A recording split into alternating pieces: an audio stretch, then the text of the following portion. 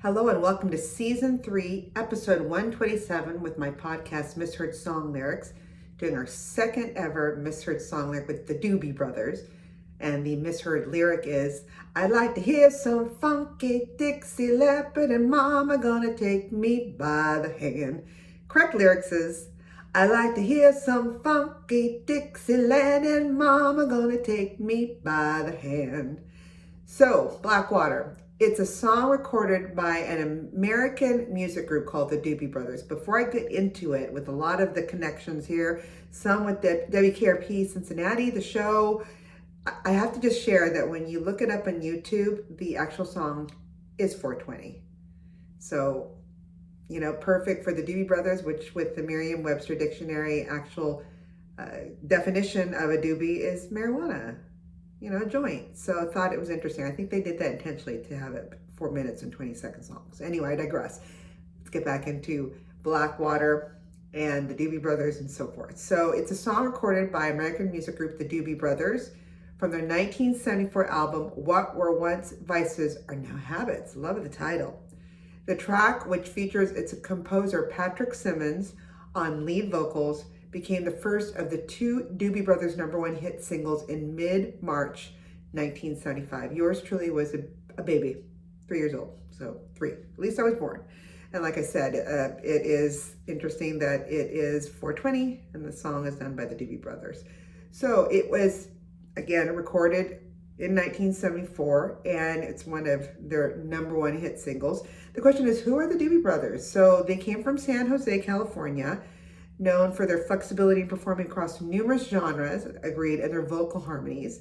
And they have been active for 5 decades long, with their great success in the 70s. And then the group's current lineup consists of founding members Tom Johnston, guitar and vocals, Patrick Simmons, guitar and vocals, alongside Michael McDonald, keyboard and vocals. I keep forgetting how I love him. That's Michael McDonald, that's my version of him.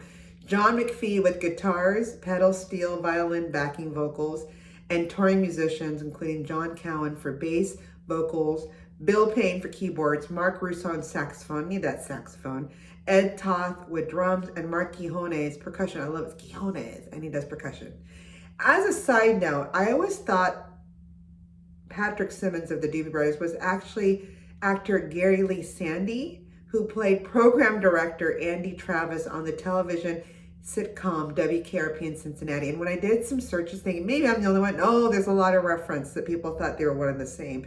Another side note and a sad side note, at the time of taping of this podcast today, just yesterday, the 29th of 2022, actor Howard Hessman passed away from complications of colon surgery in Los Angeles, California. And he was at the age of 81. And he's also best known for his television role as the unhappy malcontent disc jockey, Dr. Johnny Fever on WKRP Cincinnati. And he was also, what I remember him mostly is the lead role of history teacher Charlie Moore in Head of the Class. And so a lot of connection here with WKRP Cincinnati, me thinking that, the actor Gary Lee Sandy was one and the same with singer Patrick Simmons of the Doobie Brothers, and I wasn't the only one. All right, speaking of Patrick Simmons, let's go right into who he is. Born October 19th, 1948, he is still with us, thank goodness. He is an American musician, best known for being a founding member of the Doobie Brothers. He was born, I didn't know this, Aberdeen, Washington, just north of where I'm at here in Oregon of the United States. He's also been the only consistent member on the band throughout their tenure, and he also wrote and sang many of the songs for the Doobie Brothers, including South City, Midnight Lady.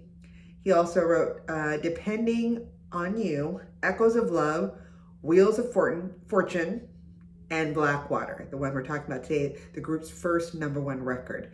So they disbanded as a group in 1982 because of Simmons' decision to leave the group, as he was the sole remaining original member. Okay, and then 1983 he went solo. Mr. Simmons released his first solo album called Arcade on Elektra Records, and it had only top 40 hit So Wrong, which peaked at number 30 on the Billboard Hot 100, but he didn't have a #1 since Blackwater.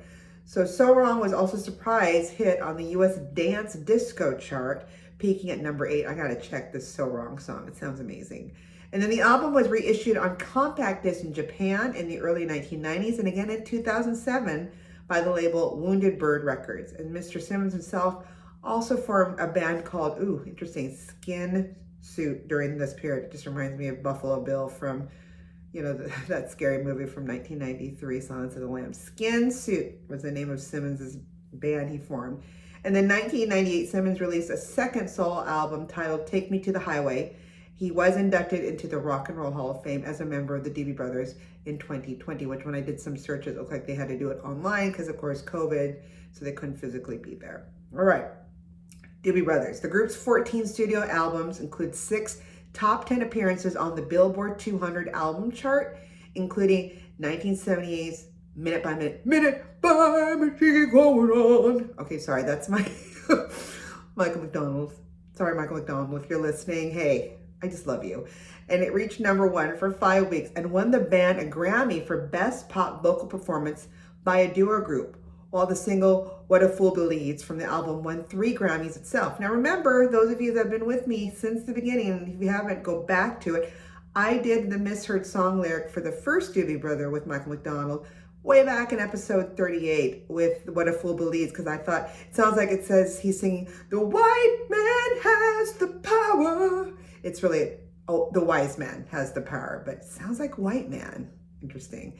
So the band released 6 live albums and numerous great hits compilations, including 1976 Best of the Doobies, which was certified gold by the RIAA for reaching album sales of 10 million copies, the band's best-selling album. Remember, back in the day, we didn't download. We had to physically walk to the record store to buy it. So amazing. And then the band's 16 Billboard Hot 100 Top 40 hits include Listen to the Music, Jesus is Just All Right, Long Train Runnin', China Grove, Blackwater, which was number 1 in 1974, Taking It to the Streets, and What a Fool Believes, number 1 in 1979, and then The Doctor, all of which remain in heavy rotation on classic rock radio, which I've heard a couple of them on some of my Amazon music that I hear, with classic rock or yacht rock. I love it. And then the Doobie Brothers, like I said earlier, actually was inducted into the Vocal Group Hall of Fame in 2004 and then the Rock and Roll Hall of Fame on November 7th, 2020.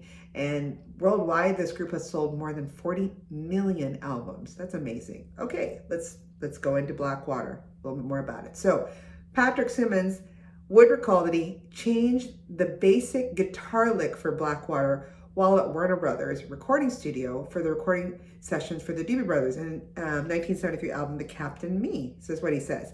I was sitting out in the studio waiting between takes and I played that part. All of a sudden I heard the talkback go on and the producer Ted Templeman saying, what is that? I said, it's just a little riff that I came up with that I've been tweeting. Okay, let me just say, it's just a little riff that I came up with that I've been tweaking with. He goes, I love that. You should write a song using that riff. This is how, these amazing songs happen, just out of the blue.